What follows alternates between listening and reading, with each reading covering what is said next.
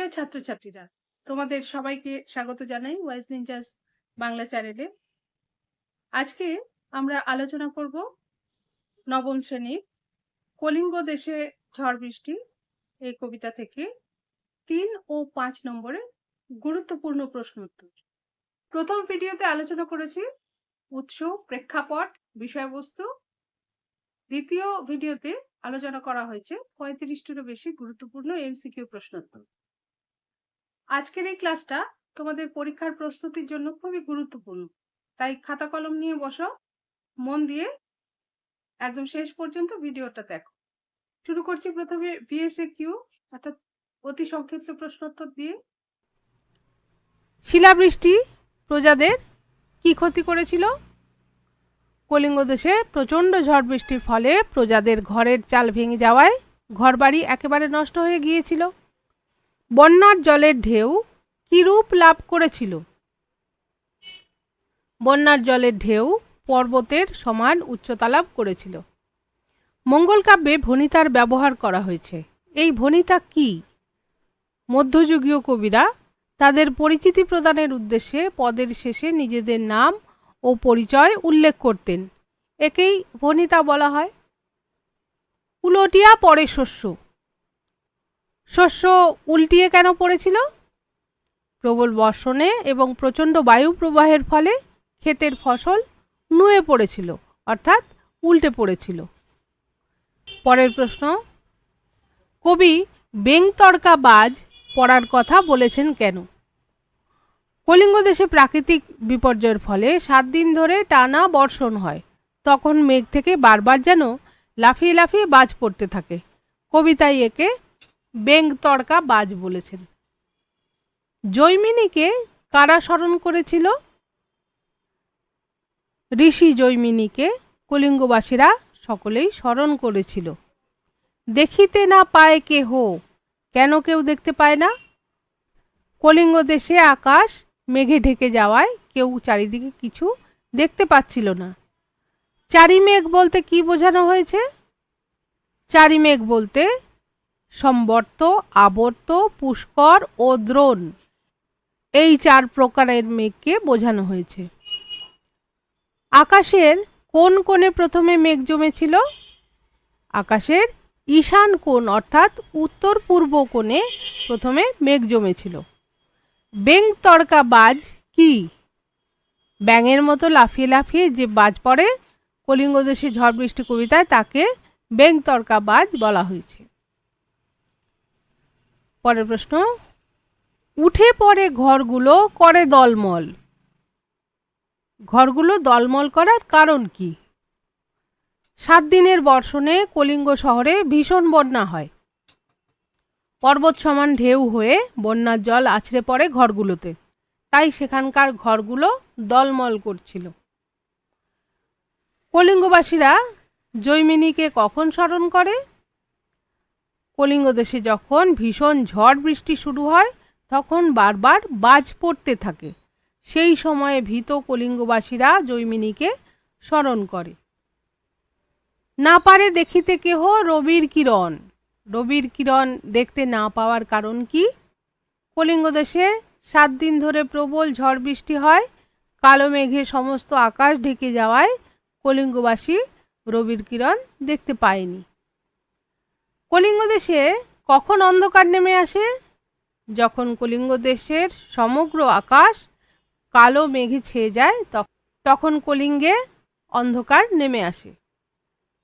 রড় কি ধরনের শব্দ? রড় একটি প্রচলিত লৌকিক শব্দ, যার অর্থ দৌড়ে পালানো। ঝড়ে শস্যক্ষেত্রের কি দশা হয়? ঝড়ে শস্য গাছগুলি সব উল্টে পড়েছিল। মেঘের গর্জনের ফলে প্রজাদের কি অবস্থা হয়? মেঘের গর্জনের ফলে প্রজারা কেউ কারো কোনো কথা শুনতে পাচ্ছিল না। কলিঙ্গে নিরবধি কতদিন ধরে বৃষ্টিপাত হয়েছিল? কলিঙ্গে একটানা 7 দিন বৃষ্টি হয়েছিল। চণ্ডীর আদেশে হনুমান কি করেছিল? চণ্ডীর আদেশে হনুমান মঠ অট্টালিকা ভেঙে খান খান করেছিল। কলিঙ্গ দেশে ঝড় বৃষ্টি কাব্যাংশটি কার লেখা, কোন কাব্যের অন্তর্গত? কলিঙ্গ দেশে ঝড় বৃষ্টি কাব্যাংশটি মধ্যযুগের কবি মুকুন্দরাম চক্রবর্তী রচিত অম্বিকা মঙ্গল কাব্যের অন্তর্গত। মুকুন্দরাম চক্রবর্তী রচিত চণ্ডীমঙ্গল কাব্যটি অন্য কি কি নামে পরিচিত? কবি মুকুন্দরাম চক্রবর্তী রচিত চণ্ডীমঙ্গল কাব্যটি অভয়ামঙ্গল, চণ্ডিকামঙ্গল, কবি কঙ্কন চণ্ডী, অম্বিকা মঙ্গল প্রভৃতি নামেও পরিচিত। কবি মুকুন্দ চক্রবর্তী রচিত চণ্ডীমঙ্গল কাব্যটি কটি খণ্ড ও তাদের নাম কি? কবি মুকুন্দরাম চক্রবর্তী রচিত চণ্ডীমঙ্গল কাব্যটির দুটি খণ্ড, যথা আখেটিক খণ্ড এবং বণিক খণ্ড। কলিঙ্গ দেশে ঝড় বৃষ্টি চণ্ডীমঙ্গল কাব্যের কোন খণ্ডের অন্তর্গত? কলিঙ্গ দেশে ঝড় বৃষ্টি কাব্যাংশটি চণ্ডীমঙ্গল কাব্যের আখেটিক খণ্ডের অন্তর্গত।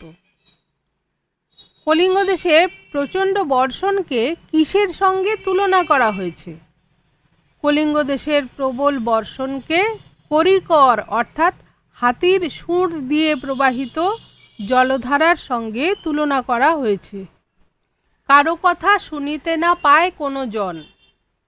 কারো কথা শুনতে না পাওয়ার কারণ কি?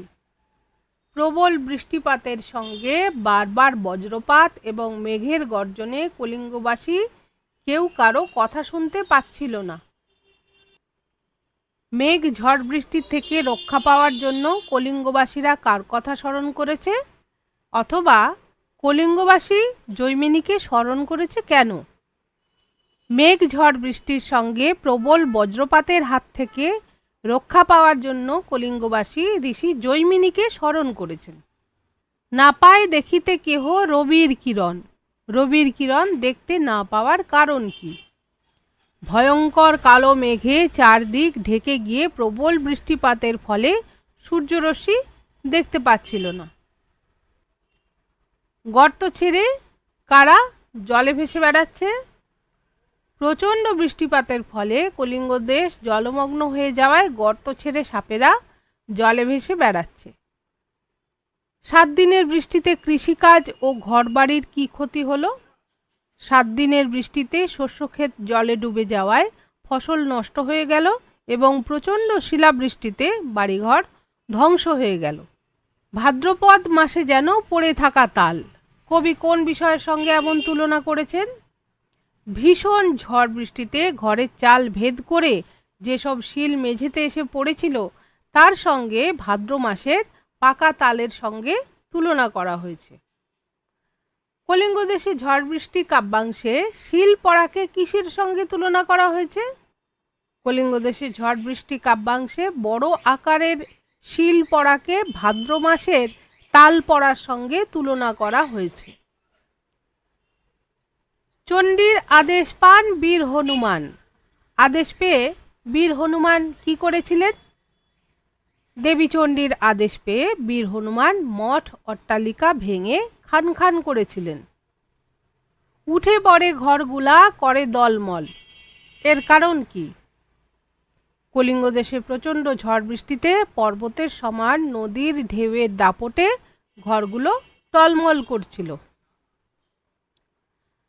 দেখিতে না পায় কেহ অঙ্গ আপনার।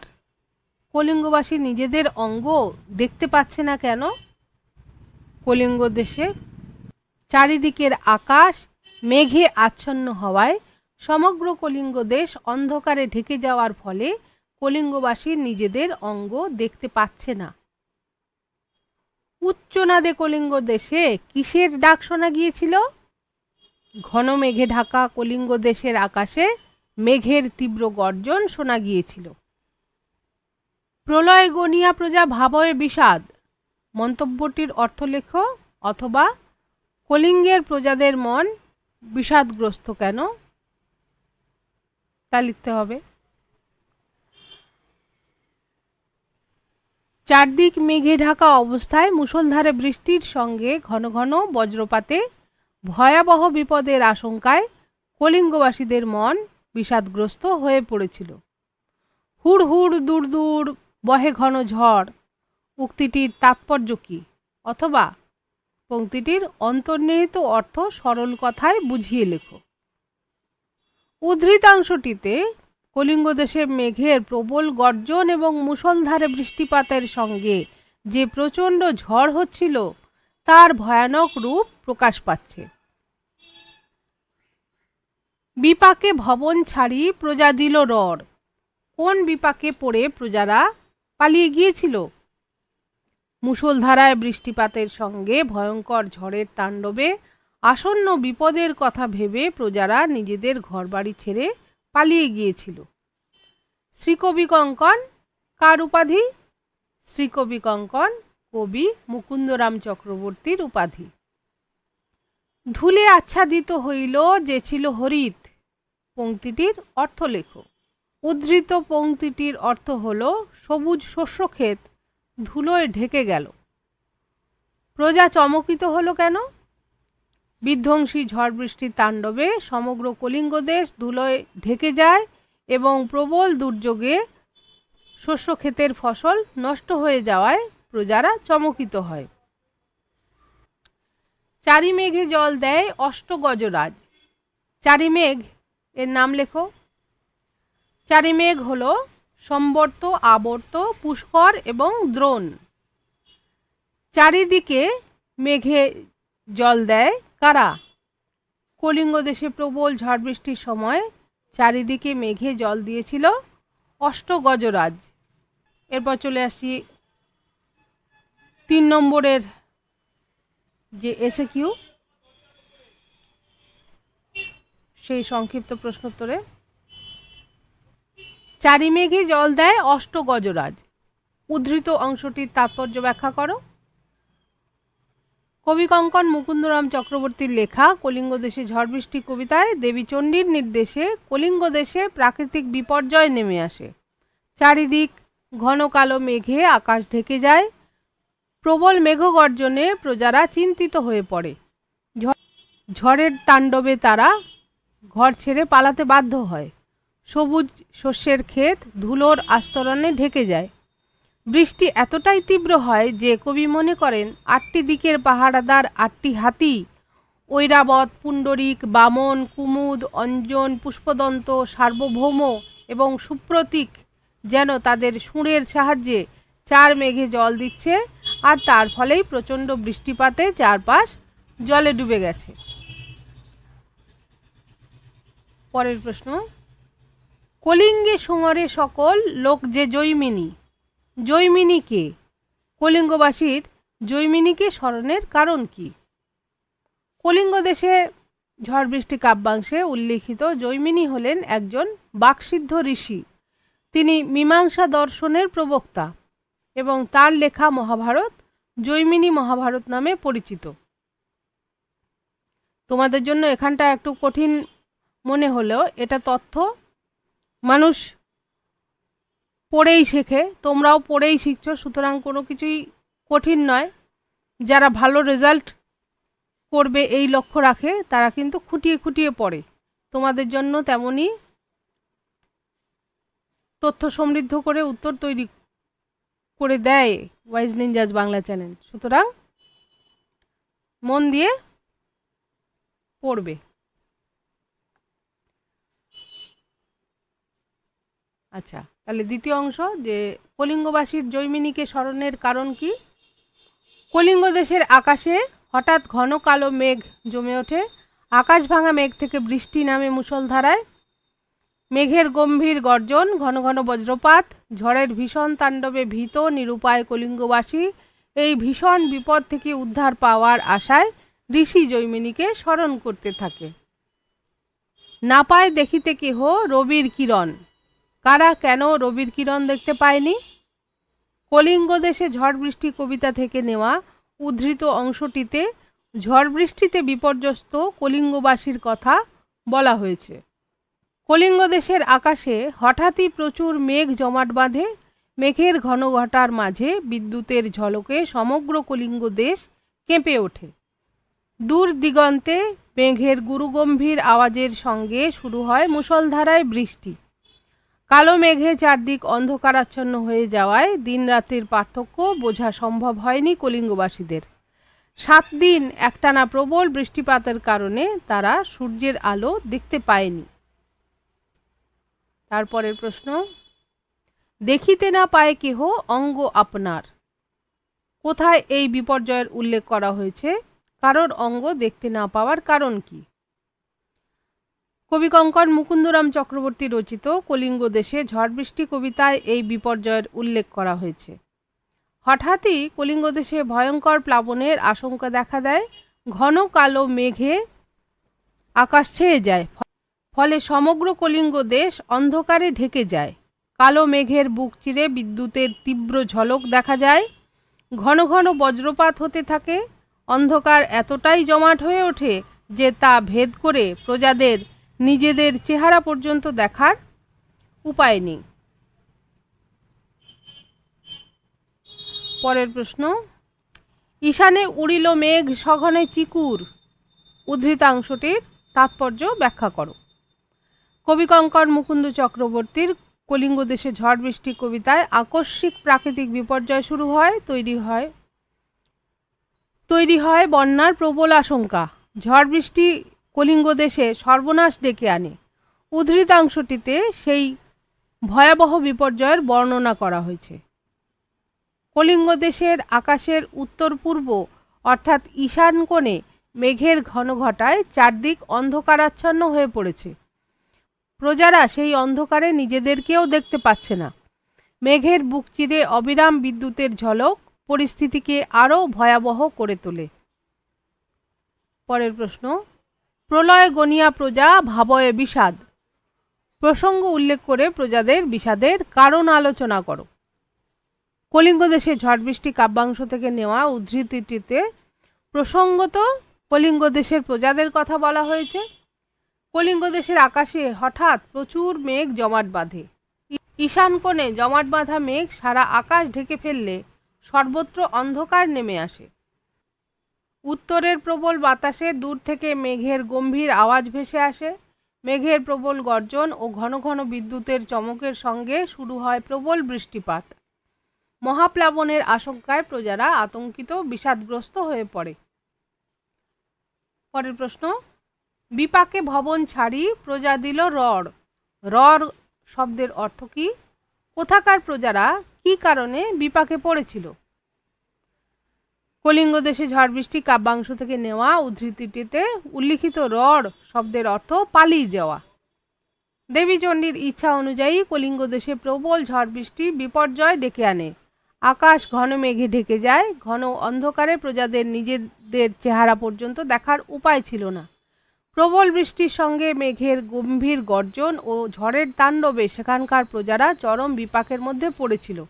তাই বিপদের আশঙ্কায় ঘরবাড়ি ছেড়ে তারা পালিয়ে যায়।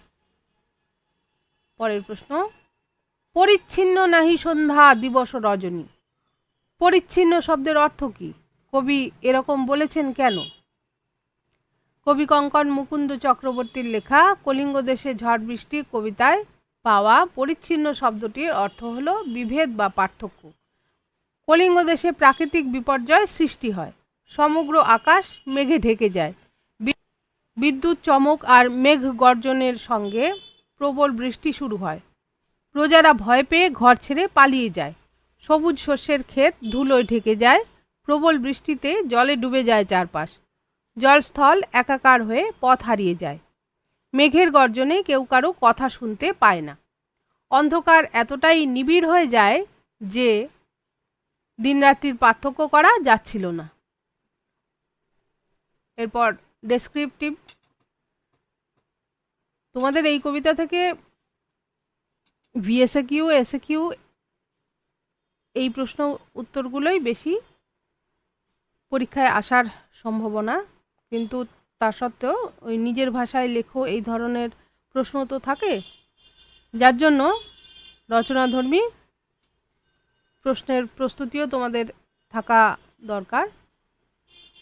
ডেসক্রিপটিভ বেশি দিইনি, কিন্তু যে প্রশ্নোত্তরগুলো এখানে দিয়েছি তার মধ্যে থেকেই যে ধরনেরই প্রশ্ন হোক না কেন তোমরা লিখতে পারবে, যেমনভাবেই ডেসক্রিপটিভ প্রশ্নোত্তরগুলো এখানে দেওয়া হয়েছে। কলিঙ্গ দেশে যে প্রাকৃতিক দুর্যোগের সৃষ্টি হয়েছিল তা কবিতা অবলম্বনে আলোচনা করো। প্রথমে উৎস। কবিকঙ্কন মুকুন্দরাম চক্রবর্তী রচিত অভয়মঙ্গল বা চণ্ডীমঙ্গল কাব্যের আখেটিক খণ্ড এর অন্তর্গত কাব্যাংশ। আমাদের পাঠ্য কলিঙ্গ দেশে ঝড় বৃষ্টির শিরোনামে কবিতাটি এখান থেকে সংকলিত হয়েছে। উৎস বলা হলো, কলিঙ্গ দেশে প্রাকৃতিক দুর্যোগপূর্ণ পরিস্থিতির পরিচয়। দেবী চণ্ডীর ইচ্ছায় ব্যাধ কালকেতু 7 ঘোড়া ধন লাভ করে গুজরাট নগরী নির্মাণ করলে সেখানে প্রজা সমাগমের উদ্দেশ্যে দেবীচণ্ডী পার্শ্ববর্তী কলিঙ্গ দেশে প্রবল প্রাকৃতিক দুর্যোগের সৃষ্টি করেন। আমাদের পাঠ্য কবিতায় আমরা তার পরিচয় পাই। সমগ্র কলিঙ্গ দেশের আকাশ এমনভাবে ঘন কালো মেঘে আচ্ছাদিত হয়ে যায় যে কেউ কারো মুখ পর্যন্ত দেখতে পায় না। উত্তর পূর্ব দিক থেকে প্রবল বাতাস বইতে থাকে ও মুহূর্তের মধ্যে সমগ্র কলিঙ্গ দেশের আকাশ কালো মেঘে ঢেকে যায়। সম্বর্ত, আবর্ত, পুষ্কর ও দ্রোণ এই 4 প্রকার মেঘের সম্মিলিত বৃষ্টিপাত শুরু হয়ে যায়। চারি মেঘে বরিশে মুষলধারে জল। কবিতার লাইন মাঝে মাঝে এই রচনাধর্মী প্রশ্নোত্তরে দিতে পারলে খুবই ভালো। চারি মেঘে বরিশে মুষলধারে জল। মেঘের ভীষণ গর্জনে কলিঙ্গের প্রজারা মহাপ্রলয়ের আশঙ্কায় আশঙ্কিত হয়ে ওঠে। ঝড়ের তাণ্ডবে প্রজারা নিজেদের গৃহত্যাগ করতে বাধ্য হয়। প্রচণ্ড ঝড়ে পথের ধুলো দ্বারা সকল সবুজ আচ্ছাদিত হয়ে যায়। এমনকি ঝড়ের আঘাতে প্রজাদের শস্য ক্ষেতে শস্য সব নুয়ে পড়ে। 4 প্রকার মেঘ যেন 8টি দিকের পাহারায় থাকা ঐরাবত, পুণ্ডরিক, বামন, কুমুদ, অঞ্জন, পুষ্পদন্ত, সার্বভৌম ও সুপ্রতীক নামক 8 গজরাজের সহায়তায় কলিঙ্গ দেশে মুষলধারে বৃষ্টিপাত করে চলে। চারি মেঘে জল দেয় 8 গজরাজ। ব্যাঙের মতো লাফিয়ে লাফিয়ে বাজ পড়তে থাকে। কলিঙ্গ দেশের জল স্থল মিলেমিশে একাকার হয়ে যায় বলে প্রজারা পথ হারিয়ে ফেলে। গর্ত থেকে সাপ বেরিয়ে পড়ে জলে ভেসে বেড়াতে থাকে।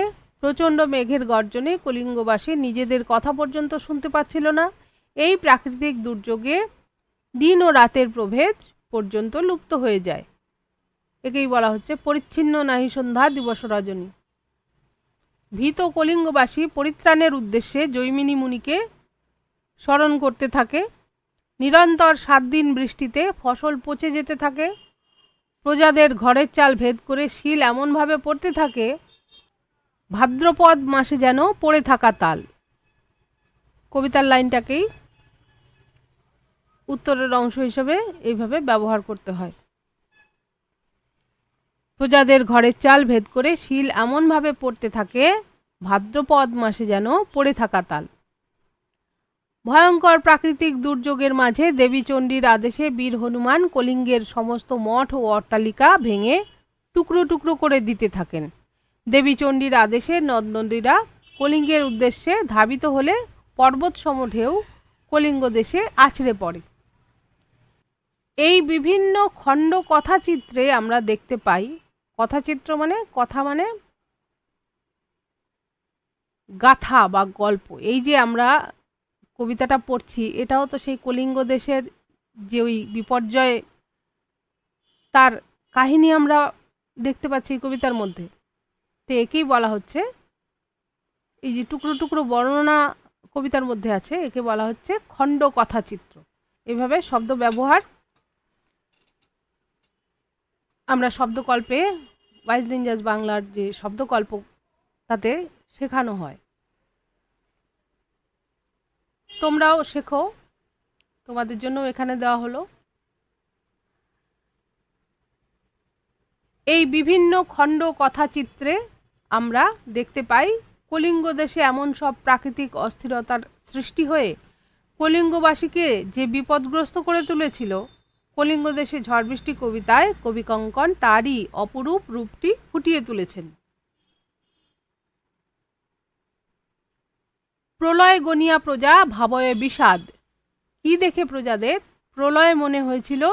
এই প্রলয়ের ফলে কি হয়েছিল? কবি কঙ্কন মুকুন্দরাম চক্রবর্তীর লেখা অভয়মঙ্গল থেকে গৃহীত কাব্যাংশ কলিঙ্গ দেশে ঝড় বৃষ্টি শিরোনামে সংকলিত কবিতায় কলিঙ্গ দেশের আকাশ মেঘে ঢেকে যায়। উত্তর পূর্ব কোণে মেঘের সঙ্গে দেখা দেয় বিদ্যুৎ চমক। চারিদিকে মুষলধারে বৃষ্টি শুরু হয়। এই সব দেখেই প্রজাদের মনে প্রলয়ের আশঙ্কা তৈরি হয়েছিল।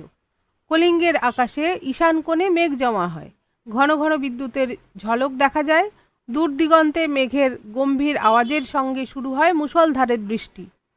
বিপদের আশঙ্কায় প্রজারা ঘর ছেড়ে দ্রুত পালাতে থাকে। ঝড়ের দাপটে শস্যক্ষেত এবং সবুজ গাছপালা নষ্ট হয়ে যায়। 8টি দিকের 8টি হাতির সহায়তায় 4টি মেঘ যেন বৃষ্টিধারায় সব ভাসিয়ে নিয়ে যেতে চায়। প্রবল বৃষ্টিতে পথঘাট জলে ডুবে যায়। ঘোর অন্ধকারে দিনরাত্রির পার্থক্য মুছে যায়। জলমগ্ন রাস্তায় সাপ ভেসে বেড়াতে থাকে। ভীত নিরুপায় প্রজারা এই ভয়াবহ দুর্যোগ থেকে রক্ষা পেতে ঋষি জৈমিনীকে স্মরণ করতে থাকে। 7 দিন ধরে একটানা বৃষ্টির ফলে কৃষিকাজ যেমন ক্ষতিগ্রস্ত হয়, ঘরবাড়িও নষ্ট হয়ে যায়। ভাদ্র মাসের তালের মতো বড় আকারের শিল ঘরের চাল ভেদ করে পড়তে থাকে। দেবীর আদেশে সমস্ত নদ নদী কলিঙ্গের দিকে ছুটে আসে। পর্বতের মতো উঁচু ঢেউয়ের আঘাতে বাড়িঘর ভেঙে পড়ে। দেবী চণ্ডীর আদেশে সৃষ্ট এই ভয়াবহ প্রাকৃতিক বিপর্যয়ে অসহায় ভীত প্রজারা বিপদের আশঙ্কায় অবশেষে কলিঙ্গ ত্যাগ করে চলে যায়। তাহলে আজকের ভিডিওতে আমরা কলিঙ্গ দেশের ঝড় বৃষ্টি কবিতা থেকে গুরুত্বপূর্ণ 3 ও 5 নম্বরের প্রশ্নোত্তর আলোচনা করলাম। ভিডিওটা যদি তোমাদের উপকারে আসে তাহলে অবশ্যই লাইক করো, সাবস্ক্রাইব করো, শেয়ার করে অন্যান্য ছাত্রছাত্রীদেরও সুযোগ দাও যাতে তারাও ভালো প্রস্তুতি নিতে পারে। তোমার কোনো প্রশ্ন থাকলে কমেন্টে লেখো, আমি দেখে উত্তর দিয়ে দেব। পরবর্তী ভিডিওতে থাকছে নবম শ্রেণীর বাংলা ব্যাকরণে ধ্বনি পরিবর্তনের ওপর গুরুত্বপূর্ণ প্রশ্নোত্তর, তাই কোনো মতেই মিস করবে না ভিডিও। আজ তাহলে এই পর্যন্তই। সবাই ভালোই থেকো, নিয়মিত পড়াশোনায়